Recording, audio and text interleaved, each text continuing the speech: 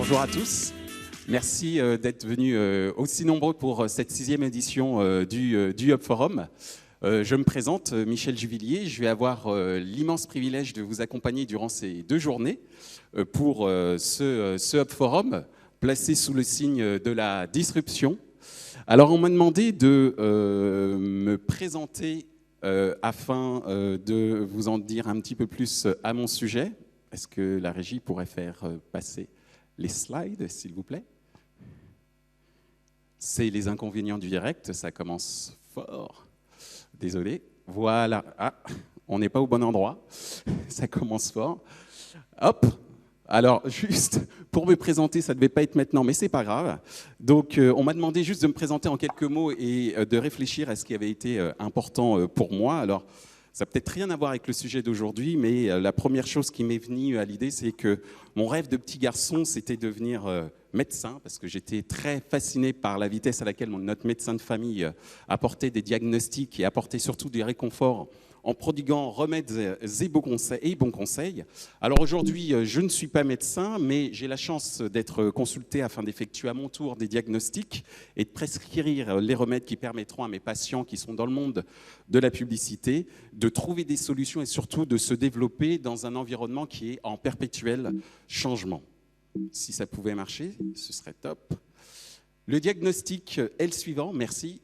Les technologies sont de plus en plus présentes dans nos métiers. Dans le monde marketing d'aujourd'hui, il y a énormément de nouvelles technologies qui se succèdent extrêmement vite, alors même que nous n'avons pas toujours le temps de digérer la précédente innovation. C'est d'autant plus dommageable que ces changements sont censés augmenter notre productivité et la valeur de nos produits et services. Et on va dire que cette accélération d'innovation et la multiplication des opérateurs qui en sont à l'origine fait de plus en plus place à un sentiment d'overdose, pour ne pas dire un sentiment d'angoisse de la part de ceux pour qui cette nouvelle technologie a été pensée, à savoir les médias, les agences et les annonceurs. Effectivement, comment ne pas être perdu dans cette offre pléthorique de solutions technologiques censées nous apporter bonheur, prospérité pour l'éternité? C'est ce qui nous rassemble aujourd'hui, et ce qui nous rassemble aujourd'hui, c'est aussi notre volonté de tous ensemble y voir un petit peu plus clair pour aller de l'avant. Mais pour aller de l'avant, il faut prendre du recul, car prendre du recul, c'est prendre de l'élan. Cette phrase n'est pas de moi, elle est de MC Solar.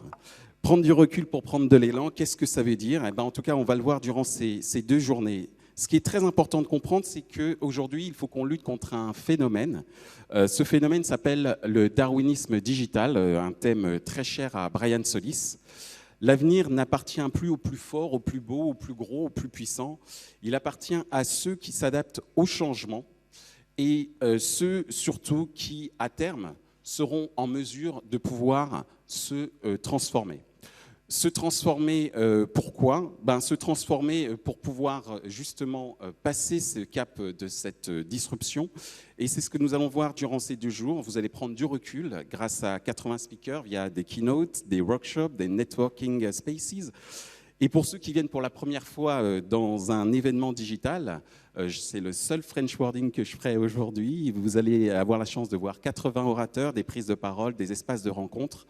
Ces espaces de rencontre, donc ces networking spaces, seront un moyen pour vous de retrouver vos pairs, des experts, des novices, des naïfs, des dominants, des dominés, bref, une diversité de tribus de la communication et de l'entreprise qui ont accepté de vous rencontrer pour vous inspirer, pour vous adapter, mieux pour vous transformer.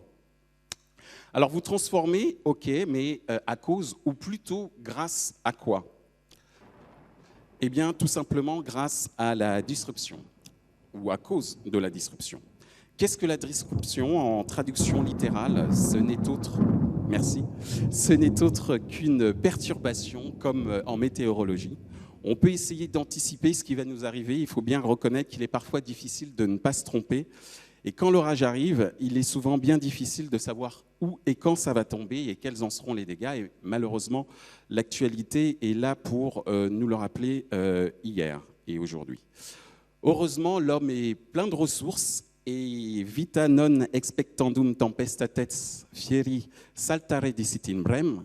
Alors, ce n'est pas de la langue de Khaleesi de Game of Thrones, ni même du langage d'elfe. Il s'agit tout simplement de Sénèque en VO qui voulait dire « La vie, ce n'est pas seulement d'attendre que les orages passent, c'est d'apprendre à danser sous la pluie ».